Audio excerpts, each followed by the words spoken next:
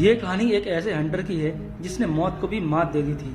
ये कहानी Hugh Glass की सच्ची कहानी है। सन 1823 ह्यूज अपने बेटे हॉक के साथ जंगल में जानवरों का शिकार कर रहा था। ह्यूज एक ग्रुप का मेंबर है जिसमें 45 लोग होते हैं। इनको ट्रैपर्स कहा जाता है। ये लोग जानवरों का शिकार करके उनकी खाल का व्यापार करते हैं। एक दिन ये लोग शिकार करके वापस लौट रहे थे, तभी कुछ आदिवासी इन पर हमला कर देते हैं। दरअसल आदिवासी इन पर इसलिए हमला करते हैं क्योंकि आदिवासी का जो सरदार था उसकी बेटी को किसी ने किडनैप कर लिया था।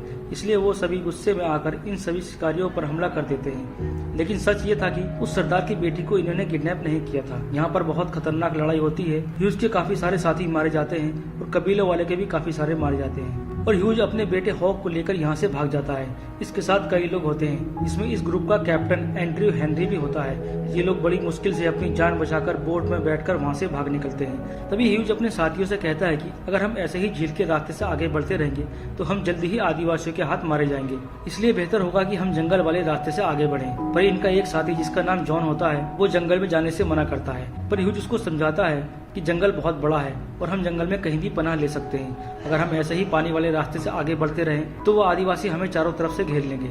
इसलिए हमारी भलाई इसी में है कि हम जंगल वाले रास्ते से आगे बढ़ें। जॉन फिर भी ह्यूज की बात नहीं मानता। इसी बीच उनका कैप्टन जॉन से कहता है कि ह्यूज जंगल को हमसे बेहतर जानता है, इसलिए हमें इसकी बात माननी चाहिए। अब ये लोग अपनी बोट को छोड़कर जंगल वाले रास्ते से आगे निकल पड़ते हैं। अब यहाँ इनका कैप्टन इन सबसे कहता है कि इन्होंने जितनी भी खाल इकट्ठा की है उन्हें उन सबको यहीं पर छुपा देना चाहिए, क्योंकि इतने सारे सामान को लेकर हम आगे नहीं बढ़ सकते। हम बाद में आकर इन खालों को वापस लेकर चले जाएंगे। ये सब लोग कैप्टन की बात मान लेते हैं और वो लोग अपने सामान को वहीं छुपाकर बोट को पानी में ही छोड़ देते हैं ताकि आदिवासियों को ये लगे कि वो लोग झील के रास्ते से आगे निकल चुके हैं। पर इनमें से कुछ लोग जो जंगल वाले रास्ते से नहीं जाकर उस बोट में बैठकर अपना सफर तय करते हैं, पर वो आगे जाकर वो लोग आदिवासियों के हाथों मारे जाते हैं, जिससे ये साबित होता है कि ह्यूज का फैसला बिल्कुल सही था। अब बचे हुए लोग जंगल के रास्ते से आगे बढ़ते हैं। काफी दूर पैदल चलने के बाद ये लोग थक जाते हैं और एक जगह रुककर आराम करने का फैसला करते हैं। जब ये सब लोग आराम कर रहे थे तब ह्यूज शिकार के लिए निकल जाता है और जंगल में भालू के 2 बच्चे दिखते हैं। वो उन्हें शूट करने वाला ही होता है कि तभी पीछे की झाड़ियों में से कुछ हलचल होती है। ह्यूज जैसे ही पीछे पलटता है उस पर एक बड़ा सा भालू हमला कर देता है। ये भालू ह्यूज पर इतना जोरदार हमला करता है कि ह्यूज को संभलने तक का मौका नहीं मिलता। फिर ह्यूज शांत होता है और मरने का नाटक करता है, जिससे वो भालू इसको मरा हुआ समझकर अपने बच्चों के पास वापस चला जाता है। इसी मौके का फायदा उठाकर ह्यूज अपनी गन से उस भालू को शूट कर देता है, लेकिन वो भालू दोबारा ह्यूज पर हमला कर देता है। पर इस बार वो इतना जबरदस्त हमला करता है कि ह्यूज की खाल हर जगह से कट जाती है। वो भालू उसके गले पर भी अपना पंजा मारता है, जिससे उसका गला कट जाता है। अब यहाँ ह्यूज ने भालू को एक गोली मारी थी, जिससे भालू धीरे धीरे कमजोर पड़ने लगता है। इसी मौके का फायदा उठाकर ह्यूज अपने चाकू से उस भालू पर वार करने लगता है। ह्यूज उस भालू पर कई बार वार करता है, जिससे वो भालू मर जाता है और ह्यूज पर ही आकर गिर जाता है। दोस्तों, यहाँ हमें पता चलता है कि ह्यूज कोई मामूली शिकारी नहीं है।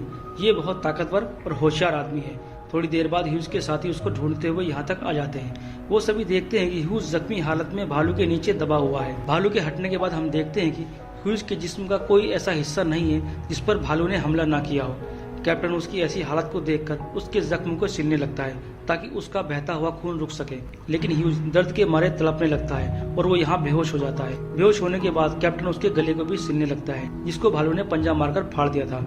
अब ये लोग ह्यूज को उठाकर आगे बढ़ते हैं। आगे बढ़ने पर इनको ऐसे रास्ते का सामना करना पड़ता है जिस पर अकेले आदमी का भी सफर करना मुश्किल होता है।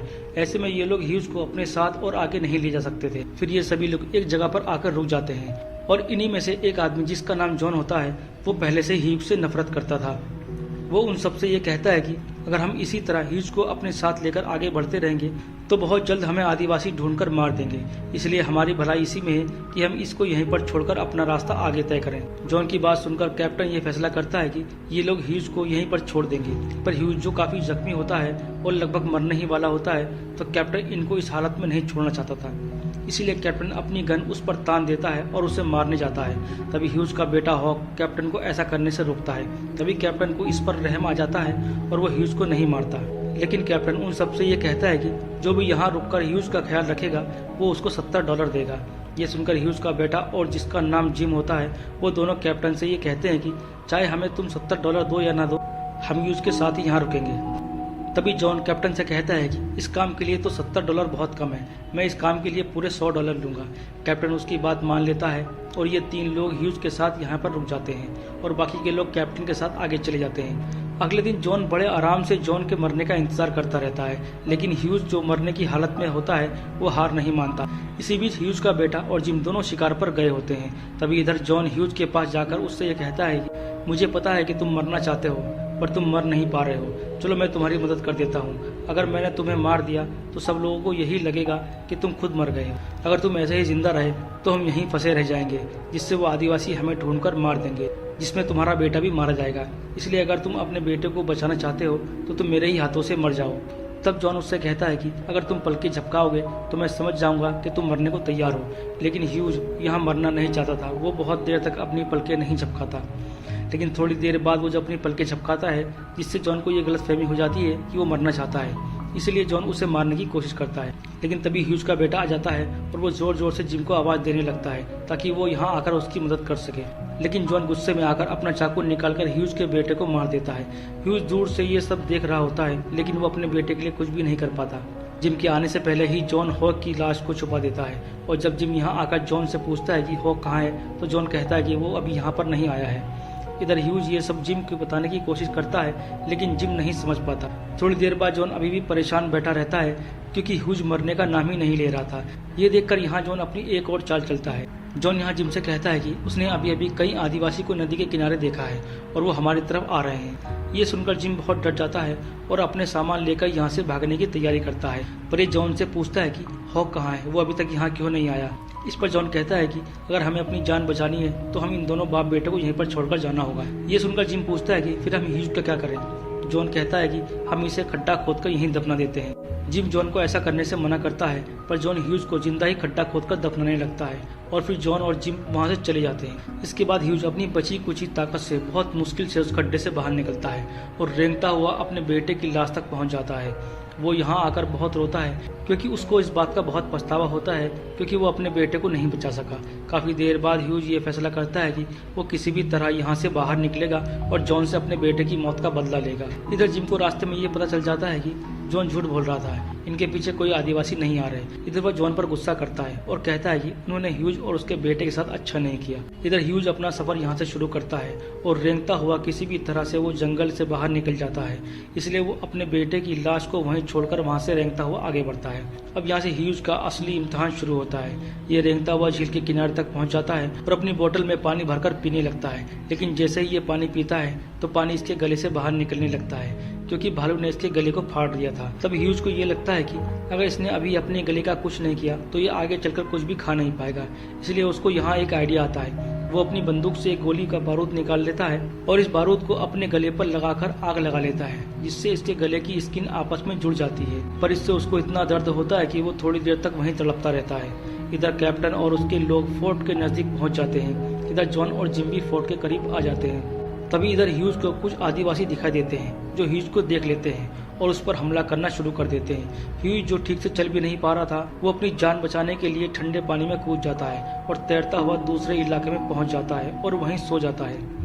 अगले दिन जब ह्यूज की आंख खुलती है तो वो देखता है कि उसके जख्म अब पहले से भी ज्यादा खराब हो चुके हैं और वो धीरे धीरे सड़ने लगे हैं। इसके बाद जब उसको भूख लगती है तो वो मछली पकड़कर उसको कच्चा ही खाने लगता है। फिर जब रात होती है तो वो देखता है कि इससे थोड़ी दूरी पर किसी ने आग जलाई है। ये देखकर वो धीरे धीरे उसकी तरफ चलने लगता है। वहाँ पहुंचकर उसे पता चलता है कि वहाँ कोई आदमी है जो आग जलाकर जंगली जानवर का मीट खा रहा है। वो आदमी ह्यूज को देखकर उस पर हमला करने वाला ही होता है कि तभी ह्यूज नीचे बैठ जाता है और उस आदमी को इशारे से समझाता है कि वो भूखा है। अब वो आदमी, जिसका नाम हिकुक होता है, वो उसे अपने साथ ले लेता है और ये दोनों साथ में बैठकर उस जंगली जानवर का मीट खाने लगते हैं। सुबह होते ही वो आदमी उसके जख्मों को देखकर उनसे उस जख्मों की वजह पूछता है। तब ह्यूज उसे पूरी कहानी बताता है कि कैसे भालू ने उस पर हमला किया और कैसे फिर उसके लोगों ने उसे मरने के लिए छोड़ दिया। ये सुनकर हिकुक भी अपनी कहानी सुनाने लगता है कि कैसे उसके लोगों ने भी उसे छोड़ दिया। फिर ये दोनों एक घोड़े पर सवार होकर अपने आगे का सफर तय करते हैं। इधर जॉन और जिम फोर्ट के करीब पहुंच जाते हैं, जहां जॉन जिम से कहता है कि हमने जो कुछ भी ह्यूज और उसके बेटे के साथ किया उसका पता कैप्टन को नहीं चलना चाहिए और अगर उनको इस बारे में पता चल गया तो वो हमें जान से मार देंगे। इसके बाद वो दोनों कैप्टन के पास जाते हैं और जॉन ये बताता है कि ह्यूज मारा गया है, जिसको इन दोनों ने जंगल में दफना दिया है, और उसका बेटा हॉक जंगल में कहीं गायब हो गया है, जिसका पता नहीं चल सका। कैप्टन जॉन की बात सुनकर उसे पैसे दे देता है, लेकिन जिम बिना पैसे लिए ही वहाँ से उठकर चला जाता है। ये देखकर कैप्टन को जॉन की बातों पर शक होने लगता है कि वो झूठ बोल रहा है। इधर हम ह्यूज और हिकूक को देखते हैं जो जंगल में जा रहे होते हैं कि तभी ह्यूज बेहोश होकर घोड़े से गिर जाता है और तभी बर्फीला तूफान शुरू हो जाता है। हिकूक तूफान से बचने के लिए रुक जाता है और तूफान के जाने तक वो ह्यूज के जख्मों को ठीक करने की कोशिश करता है। अगली सुबह जब तूफान थम जाता है तो ह्यूज देखता है कि हिकूक वहाँ से चला गया है। जब वो हिकूक को ढूंढने के लिए आगे बढ़ता है तो वो देखता है हिकूक की लाश पेड़ पर लटकी हुई है। ह्यूज बिल्कुल भी समझ नहीं पाता है कि हिकूक को किसने मारा है। तभी वो देखता है कि कुछ ही दूरी पर फ्रेंच शिकारी होते हैं जिन्होंने उस आदिवासी सरदार की बेटी को किडनैप कर रखा है। तभी ह्यूज ये समझ जाता है कि इन लोगों ने ही उस लड़की को किडनैप किया है, लेकिन वो आदिवासी समझते हैं कि अमेरिकन शिकारियों ने उस आदिवासी की लड़की को किडनैप किया है। ये देखकर ह्यूज धीरे से वहाँ से निकलता है। तभी वो देखता है कि उस ग्रुप का एक आदमी उस लड़की का रेप कर रहा होता है। ह्यूज को इस बात पर बहुत गुस्सा आता है और वो चुपके से उस आदमी के पीछे जाकर उस पर अपना गन पॉइंट कर देता है। ह्यूज इस लड़की को वहीं रुकने को कहता है और खुद घोड़ा लेने चले जाता है ताकि वो उस लड़की को अपने साथ भगाकर ले जा सके। पर उस लड़की को उस फ्रेंच शिकारी पर इतना गुस्सा आता है कि वो उसका प्राइवेट पार्टी वहाँ से काटकर भाग जाती है। इसके बाद वो फ्रेंच शिकारी जोर जोर से चिल्लाने लगता है, जिससे उसके साथी उसके पीछे जाते हैं और वो ह्यूज का पीछा करने लगते हैं। पर ह्यूज यहाँ से अपने घोड़े पर बैठकर यहाँ से भागने में कामयाब हो जाता है। अगली सुबह वो आदिवासी ह्यूज को देख लेते हैं और उस पर हमला करने लगते हैं, पर ह्यूज उनसे बचकर अपने घोड़े पर सवार होकर वहाँ से भाग जाता है। आगे ह्यूज देखता है कि आगे जाकर रास्ता खत्म हो गया है और सामने बहुत बड़ी खाई है, पर ह्यूज उसकी परवाह किए बिना ही अपना घोड़े के साथ उस खाई में कूद जाता है। इतनी ऊपर से गिरने की वजह से ह्यूज का घोड़ा मारा जाता है, पर ह्यूज पेड़ पर गिरने की वजह से वो जिंदा बच जाता है। पर वो जिस जगह पर गिरा था वहाँ बर्फ की लेयर काफी मोटी थी, जिसकी वजह से उसकी जान बच जाती है। इसी तरह वो उन आदिवासियों से बच जाता है, लेकिन उसके सामने एक नई मुसीबत खड़ी थी क्योंकि कुछ ही देर में वहाँ तूफान आने वाला होता है। जब वो इन आदिवासियों से बचकर भाग रहा होता है तब उसकी भालू वाली खाल जिसको वो ओढ़कर सोता है वो वहीं पर छूट गई थी। इसलिए ह्यूज उस खतरनाक तूफान से बचने के लिए उस मरे हुए घोड़े के पेट से सारी अतड़ियां निकालकर खुद उसके अंदर घुस जाता है ताकि वो खुद को इस खतरनाक ठंड से बचा सके। ह्यूज पूरी रात उस घोड़े के पेट में ही गुजारता है और जब तूफान खत्म हो जाता है तब वो उस घोड़े के पेट से बाहर निकलकर अपना आगे का सफर तय करता है। इधर फ्रेंच शिकारी कैप्टन से मदद मांगने के लिए आता है। वो उन्हें बताता है कि उनके साथी बर्फ में दबकर मारे गए हैं और कई साथियों को भेड़ियों ने मारकर खा लिया है। जिम उस आदमी के पास उस बोतल को देखता है जो जिम ने ह्यूज को दी थी तब जब जॉन ह्यूज को दफना रहा था, लेकिन ह्यूज जब उन फ्रेंच शिकारियों से बचकर भाग रहा होता है तब वो बोतल ह्यूज से छूट गई थी। इस बोतल को जिम पहचान लेता है और कहता है कि ये मेरी बोतल है जो मैंने ह्यूज को दी थी। यहाँ ये सोचता है कि ह्यूज का बेटा हॉक अभी जिंदा है, इसलिए कैप्टन अपने साथियों को लेकर हॉक को ढूंढने के लिए जंगल में चला जाता है। लेकिन इनको जंगल में हॉक नहीं बल्कि उसका पिता ह्यूज मिलता है। ह्यूज को जिंदा देखकर कैप्टन और उसके साथी सभी हैरान हो जाते हैं। फिर कैप्टन ह्यूज से पूछता है कि तुम जिंदा कैसे हो। तब ह्यूज कैप्टन को सारी बात बताता है। पूरी कहानी सुनने के बाद कैप्टन जॉन को अरेस्ट करने का ऑर्डर दे देता है। इसके बाद कैप्टन जॉन को पकड़ने के लिए फोर्ट में आता है तो वो देखता है कि जॉन उसका सारा पैसा लेकर वहाँ से भाग चुका है। फिर कुछ दिन बाद कैप्टन ह्यूज से मिलने के लिए उसके पास आता है। तब ह्यूज उससे कहता है कि जॉन अब उसका शिकार है क्योंकि उसने ह्यूज के बेटे को उसकी आंखों के सामने मार दिया था। जॉन को मारने के लिए कैप्टन भी ह्यूज के साथ देता है और ये दोनों उसको पकड़ने के लिए जंगल की तरफ निकल पड़ते हैं। यहाँ अगर कैप्टन ह्यूज से कहता है कि ये जंगल बहुत बड़ा है इसलिए हमें जॉन को अलग अलग होकर ढूंढना पड़ेगा। ये दोनों अलग अलग जाकर जॉन को ढूंढने लगते हैं।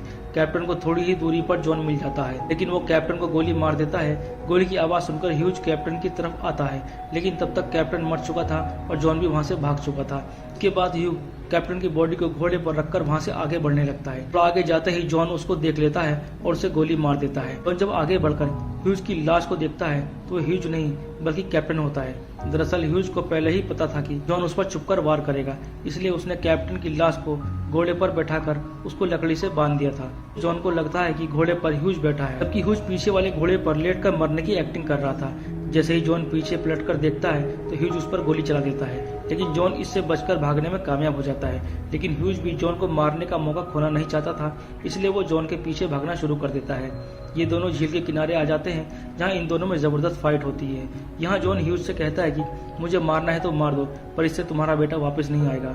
ये सुनकर ह्यूज अपना चाकू जॉन के पेट में घुसा देता है और कहता है कि बदला लेना हमारे हाथ में नहीं है, बदला सिर्फ ईश्वर लेगा। ये कहकर वो जॉन को झील के बहते हुए पानी में छोड़ देता है। थोड़ी दूर जाकर जॉन जैसे ही उस झील से बाहर निकलता है तो वो आदिवासी उसे मार देते हैं। फिर आदिवासी ह्यूज को देखते हैं, जिससे ह्यूज को लगता है कि वो उसकी तरफ उसको मारने के लिए आगे बढ़ रहे हैं, लेकिन वो ह्यूज को नहीं मारते, क्योंकि उस सरदार की बेटी ने उनको ये बता दिया था कि ह्यूज ने उसको उन फ्रेंच शिकारियों से बचाया था। और इसी तरह यहाँ ह्यूज की जान बच जाती है और ये मूवी यहीं पर खत्म हो जाती है। दोस्तों, अगर आपको मूवी एक्सप्लेनेशन पसंद आया है तो वीडियो को लाइक करना और चैनल को जरूर सब्सक्राइब करना।